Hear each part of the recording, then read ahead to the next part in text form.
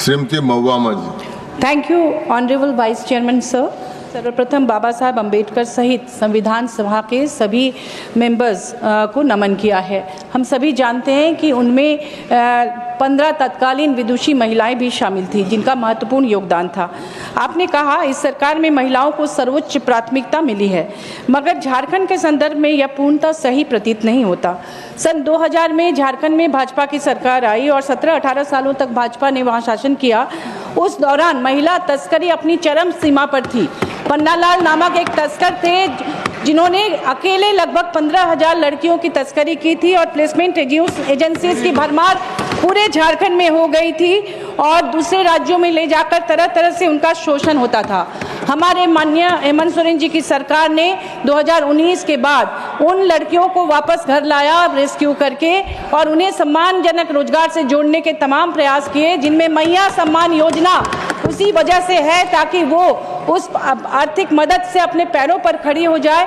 और जो skill development programmes चल रहे हैं उनके लिए जो सावित्रीबाई फुले किशोरी समृद्धि योजना है, उनकी पढ़ाई को कंटिन्यू करने के लिए फूलो झानो आशीर्वाद योजना है, उनके लिए पोटो हो खेल योजना है, विभिन्न क्षेत्रों में वो आगे बढ़े, इसके लिए जो तमाम योजनाएं उन्होंने लॉन्च की हैं। और सरकार आपके द्वार उन्होंने लॉन्च किया कि पहले सरकारी दफ्तरों का चक्कर लगा लगा कर लोगों के चप्पल घिस जाते थे, अब सरकार उठकर उनके द्वार पर जा रही है, हर प्रखंड में जाकर हर पंचायत में जाकर वहाँ कैंप कर रही है और उनकी समस्याओं का समाधान कर रही है।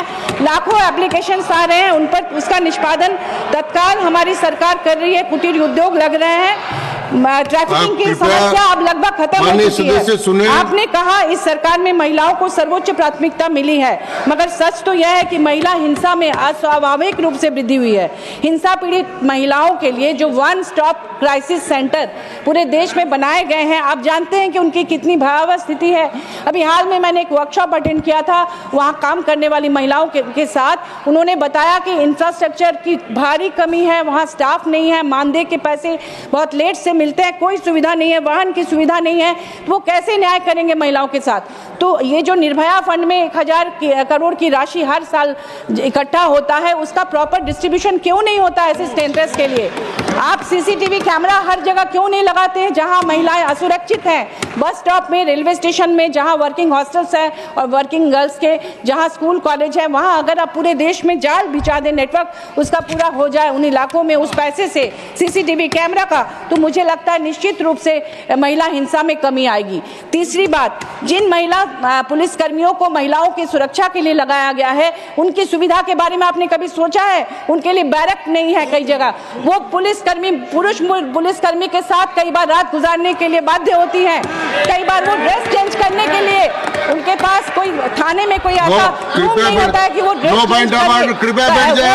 उनके अलग बाथरूम नहीं होते हैं। तो इस पर क्यों नहीं ध्यान देती आपकी सरकार?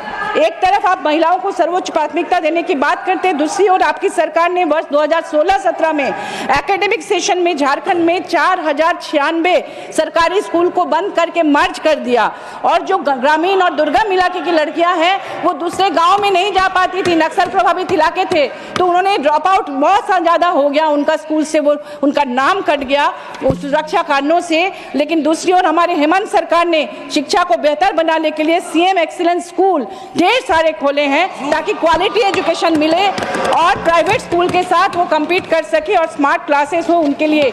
मानव तस्करी बंद करने के लिए हमारी सरकार ने इतने सारे कदम उठाए। साथ ही उन्होंने हेमंत सोरेन जी ने मरंग गोम के Jaipal Singh Munda overseas scholarship scheme आरंभ किया। आपको पता होगा कि 50 प्रतिभाशाली ट्राइबल लड़कियों को वहाँ पर लड़की लड़कों को भेजा जाता है लंदन स्कूल ऑफ इकोनॉमिक्स में सरकारी खर्चे पर, यूनिवर्सिटी ऑफ ससेक्स में, यूनिवर्सिटी ऑफ वॉरविक में, यूनिवर्सिटी कॉलेज ऑफ लंदन में, university of London school of oriental and African studies और कई यूनिवर्सिटीज में, ताकि वो भी पढ़कर समकक्ष हो सके प्राइवेट स्कूल में पढ़ने वाले बच्चों के साथ। आपने कहा कि आपकी सरकार परमाणु ऊर्जा का विस्तार करने पर तेजी से काम कर रही है। क्या आपकी सरकार ने उसके दुष्परिणामों से बचाव के उपाय पर ध्यान दिया है? झारखंड में जादूगोड़ा माइंस में जहां पर डंप करके पत्थरों को रखा जाता है, यूरेनियम वाले पत्थर को, आप जानते होंगे कि अगर आप परमाणु ऊर्जा बढ़ाते हैं तो आपको यूरेनियम की ज़रूरत है। उसमें जब बारिश का पानी आता है वो बहकर वहाँ लोकल गारो नदी में जाती है, वहाँ से स्वर्णरेखा नदी होते हुए बे ऑफ बंगाल तक जाती है और कितने लोगों को वो बीमार करती है। ये वाटर पॉल्यूशन पर आप ध्यान नहीं दे रहे हैं और परमाणु ऊर्जा का विस्तार कर रहे हैं।